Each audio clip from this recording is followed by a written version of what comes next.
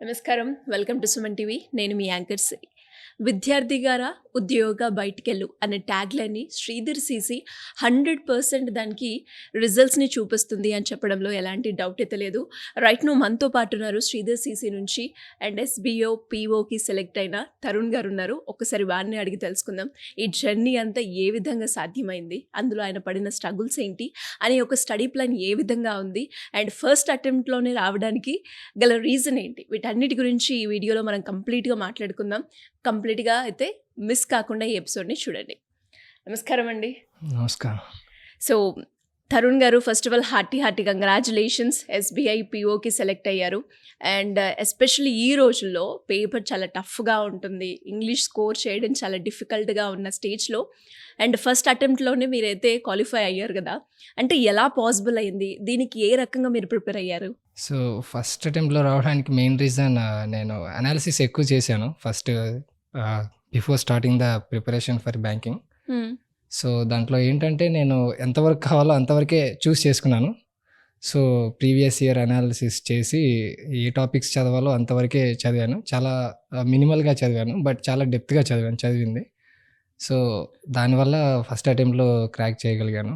And ఇంగ్లీష్‌కొచ్చేసరికి నేను I'm graduated from NIT Nagaland. హుహు. So, I used to communicate in English only okay. With locals and all. Hmm. So, దానివల్ల నేను ఎక్కువ work పెట్టాల్సిన అవసరం రాలేదు. So, I just put some grammars and all.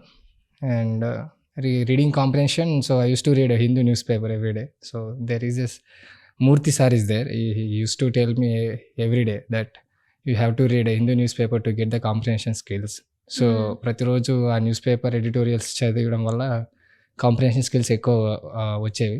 Okay. So, అంటే మీ డైలీ రొటీన్ ఎలా ఉంది స్టడీ పరంగా? అంటే కాంపిటీటివ్ ఎగ్జామ్‌కి మీరు ప్రిపేర్ అవుతున్నారు కదా! అంటే ఎలా ఉంది? ఎలా షెడ్యూల్ చేసుకున్నారు మీరు? ప్రతిరోజు మార్నింగ్ 5కి లేచేవాడిని. సో, నేను మా మావయ్య వాళ్ళ ఇంట్లో ఉండేవాడిని ఫస్ట్ కొన్ని రోజులు. హ్మ్. సో, 5కి లేచి 6 మార్నింగ్ మెట్రోకి వచ్చేసి క్లాస్‌కెళ్ళేసి క్లాస్ అయిన తర్వాత మళ్ళీ మాక్ టెస్ట్ రాసేసి, హ్మ్. తర్వాత లైబ్రరీలో దాని మాక్ టెస్ట్ పేపర్లు చూసుకొని, పేపర్ ఎక్స్‌ప్లనేషన్స్ కూడా అక్కడే ఉండేవి ఆఫ్‌లైన్ ఇన్‌స్టిట్యూట్‌లోనే. హ్మ్. సో, అదంతా కంప్లీట్ చేసుకున్న తర్వాత ఈవినింగ్ 6:30, 7కి అలా వెళ్ళేవాడిని. సో, వెళ్ళిన తర్వాత మళ్ళీ ఫ్రెష్ అయ్యి కాసేపు పడుకునే టైం వరకు 10:30, 11 అలా టైంలో అంతవరకు మిగతా టాపిక్స్ నేను ఎక్కడైతే వీక్ ఉంటానో ఆ సబ్జెక్ట్స్‌ని ఎక్కువ స్ట్రెస్ చేసుకునేవాడిని.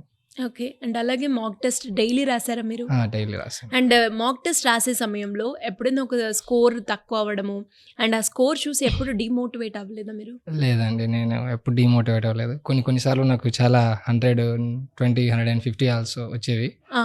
సో, ఎప్పుడు డీమోటివేట్ అవ్వలేదు. అంటే మనకి స్కోర్ మంచిగా వచ్చిన రోజులుంటాయి. ఇనిషియల్ టైమ్‌లో మనం మాట్లాడుకుంటే స్కోర్ అలా ఉండే సందర్భాలు కూడా ఉంటాయి.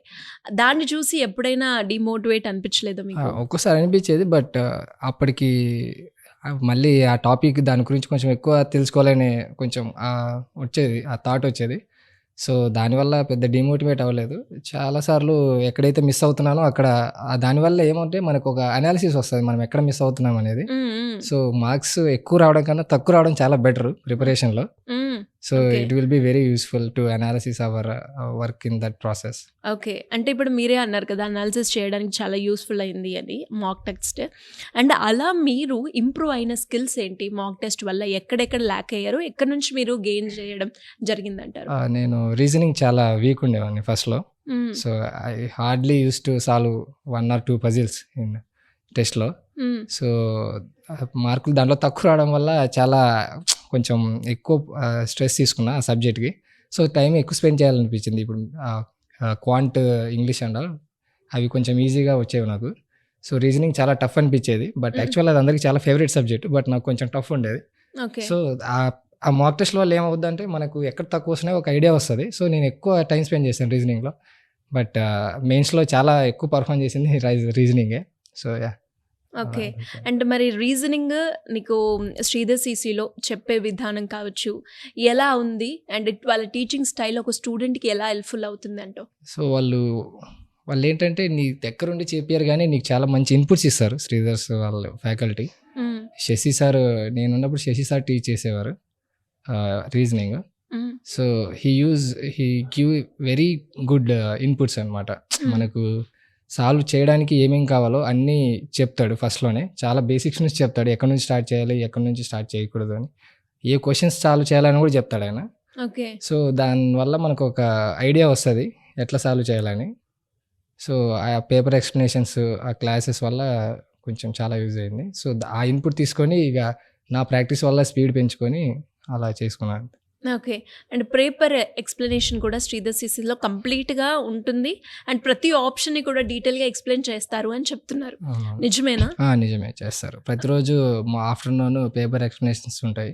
హ్మ్. చాలామంది గూడా వెళ్తారు. సో, నేను కూడా చాలా మాక్ టెస్ట్‌లకెళ్ళాను. బట్ రీసెంట్‌గా ఇక అన్ని ఎగ్జామ్స్ అయిపోయాయి నావి. సో, రిజల్ట్స్ రావడం వల్ల అంటే ఎందుకు నువ్వు స్పెసిఫిక్‌గా శ్రీధర్ సీసీ‌నే చూజ్ చేసుకున్నావు? సో, దానికో రీజన్ ఉంది. మా మావయ్య మా అమ్మ వాళ్ళ తమ్ముడు hmm. CC coaching in Anantapur. హుహు. ఐ డోంట్ ఎగ్జాక్ట్‌గా ఇయర్ తెలీదు.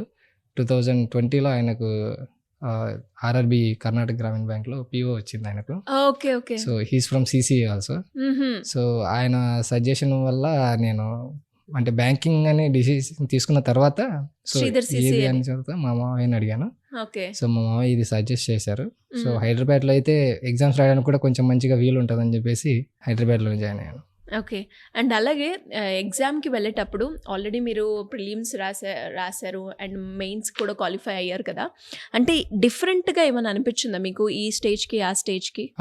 ప్రిలిమ్స్‌కి మనకి స్పీడ్ కావాలండి. స్పీడ్ ఉంటే ప్రిలిమ్స్ అయిపోతది. హ్మ్. సో, మెయిన్స్‌కి స్పీడ్ ఒక్కటే సరిపోదు. బట్ సబ్జెక్ట్ కూడా కొంచెం ఎక్కువ తెలిసుండాలి. ఆహ్, అంటే మరీ డెప్త్ అవసరం లేదు. బట్ బేసిక్స్‌ని ఎట్లా కరెక్ట్‌గా అప్లై చేయాలో తెలిసుండాలి హ్మ్. మెయిన్స్‌లో. Hmm. So, that is the main difference. Okay. ప్రిలిమ్స్‌కొచ్చేసరికి స్పీడ్ ఎక్కువ కావాలి. దీనికి హ్మ్. స్పీడ్ లేకపోయినా పర్లేదు. సబ్జెక్ట్ కొంచెం మంచిగా ఎట్లా అప్లై చేయాలో తెలియాలి మెయిన్స్‌లో. We can do that.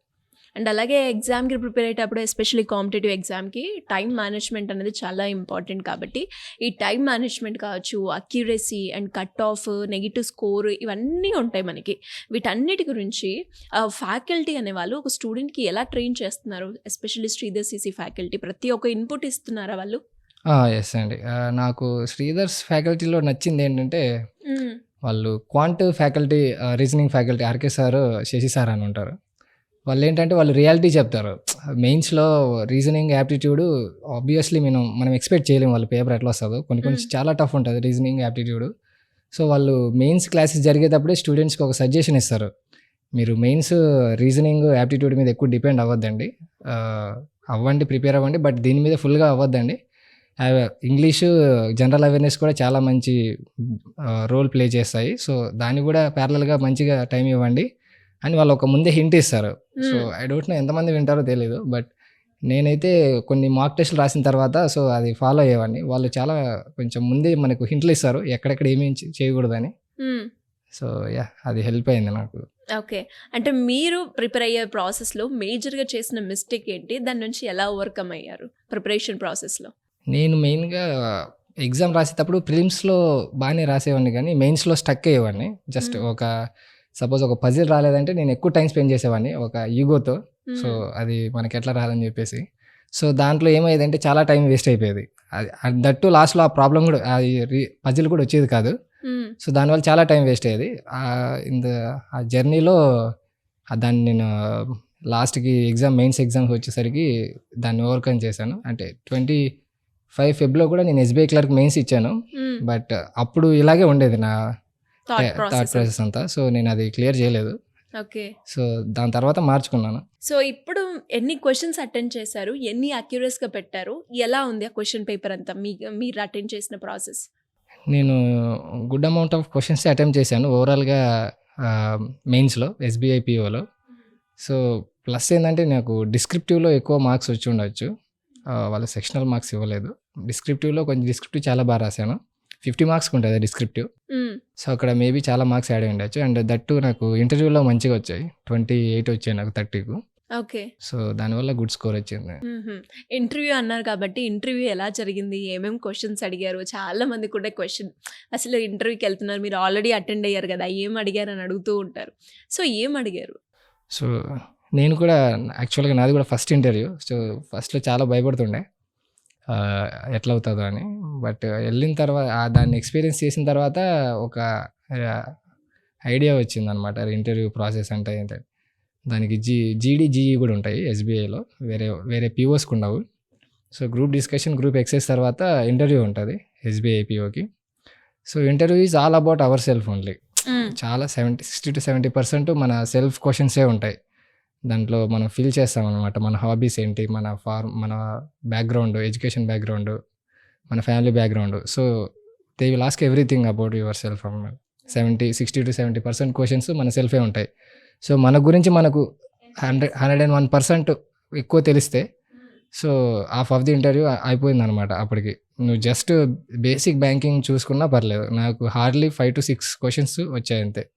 Banking awareness, remaining నా education background, self question related questions వేసారు. ఓకే. సో పెద్ద భయపడాల్సిన అవసరం లేదు ఇంటర్వ్యూకి. బట్ చెప్తారు సీసీలో నరేష్ సార్ అని ఒక ఆయన ఉంటాడు. ఆయన ట్రైన్ చేస్తారండి బిఫోర్ గా ఇంటర్వ్యూకి అటెండ్ అయ్యే స్టూడెంట్స్ కి? ట్రైన్ చేస్తారు. ఎన్ని డేస్ ఉంటుంది ట్రైనింగ్ శ్రీధర్ సిసిలో? మన రీసెంట్గా అయితే నాకు ఐబీపీఎస్పీలో ఒక 10 days దాకా తీసుకున్నారు. 10 days క్లాసెస్. సెపరేట్ గా ఇంటర్వ్యూకి ఎలా అటెండ్ అవ్వాలి, ఎలా ఉండాలి? క్వాలిఫై అయిన వాళ్ళకి సెపరేట్ క్లాసెస్ తీసుకుంటారు. మార్క్స్ కూడా ఇస్తారు స్టూడెంట్స్ తో. తర్వాత లాస్ట్ లో ఒక ఫ్యాకల్టీ మాకు కూడా ఎగ్జాక్ట్ గా రియల్ టైం లాగానే ఉంటుందా అక్కడ? రియల్ టైం లాగానే ఉంటుంది. రియల్ టైం లాగానే ఉంటుంది. సో దాని వల్ల స్టూడెంట్ కి ఎలా హెల్ప్ఫుల్ అవుతుంది ఇంటర్వ్యూ అటెండ్ అయ్యే ప్రాసెస్? అది ఒక ప్రాక్టీస్ లాగా అనిపిస్తుంది. మనం రియల్ ఇంటర్వ్యూకి వెళ్ళే లోపు అక్కడ చాలా ఎలా కూర్చోవాలి, ఎలా కమ్యూనికేట్ అవ్వాలి, ఎంత ఆన్సర్ చెప్పాలి, ఎంత స్పెసిఫిక్గా చెప్పాలనేది కొంచెం ఒక ఐడియా వస్తుంది మనకు. సో ఆ మార్క్స్ వల్ల మనం అక్కడికి వెళ్ళిన తర్వాత ఫస్ట్ టైం అనే ఒక ఫియర్ ఉండదు. ఇక్కడ మార్క్స్ ఇస్తాం కాబట్టి. సో రియల్ ఇంటర్వ్యూ యాజ్ యూజువల్గా అయిపోతుంది అనమాట. సో అదొక ఫియర్ వెళ్ళిపోతుంది, కాన్ఫిడెన్స్ వస్తుంది. అవును. అండ్ ఫైనల్గా అంటే చాలా మందికి కూడా ఉండే డౌట్, శ్రీధర్ సిసిలో జాయిన్ అవ్వచ్చా, జాయిన్ అయితే ఎలా ఉంటుంది, బాగానే ఉంటుందా అన్న క్వశ్చన్స్ అయితే ఉంటూ ఉంటాయి. సో అలాంటి వాళ్ళకి ఎవరైనా కూడా ఫ్రెషర్గా శ్రీధర్ సిసిలో జాయిన్ అవ్వాలి అంటే మీరు అడ్వైస్ చేస్తారా? ఎస్, నేను చేస్తాను. But that depends on the student. So Sridhar సోల్ వాళ్ళు ఇచ్చే ఇన్పుట్ అంతా ఇస్తారు. But at the end it depends on aspirant అనమాట. సో వాళ్ళకి అనిపిస్తే, నిజంగా అనుకుంటే కొట్టాలని చెప్పేసి they can easily follow the Sridhar's guidance. Okay. మరి ఎక్కడ పోస్టింగ్ వచ్చింది, ఎప్పుడు జాయిన్ అవ్వబోతున్నారు? ఇంకా జాయినింగ్ డేట్స్ ఇవ్వలేదు. బట్ నాకు పోస్టింగ్ ముంబై మెట్రోలో ఇచ్చారు. ముంబైలో వచ్చింది. Yeah, anyways once again congratulations అండి. థ్యాంక్స్. ఇంకా ఫైనల్గా ఒక 1 wordలో శ్రీధర్ సిసి గురించి డిస్క్రైబ్ చేయాలి అంటే ఏం చెప్తారు? ఏదైనా గవర్నమెంట్ జాబ్ కొట్టాలనుకునే వాళ్ళకు అదొక వన్ స్టాప్ సొల్యూషన్ అని చెప్తాను నేనైతే. So go for it and do as much as possible for your self. So they will give everything, but you just have to follow. అది మనకు కావాల్సిన ఇన్పుట్స్ అన్ని ఇస్తుంది. సో మనం దాన్ని కరెక్ట్గా తీసుకొని యూస్ చేసి ఎగ్జామ్స్లో అప్లై చేస్తే సరిపోతుంది. సో ఎనీ సబ్జెక్ట్, చాలా సబ్జెక్ట్స్ ఉన్నా కూడా వాళ్ళ డీలింగ్స్ చాలా బాగుంటుంది. ఓకే, మాక్ టెస్ట్లు, పేపర్ డీలింగ్స్, ఎక్స్ప్లెనేషన్స్ అన్నీ కరెక్ట్గానే ఉంటాయి. సో మీరు దాన్ని ఫాలో అయితే సరిపోతుంది. సో ఏది ఎక్స్ట్రా వర్క్ పెట్టాల్సిన అవసరం లేదు. So it will be done.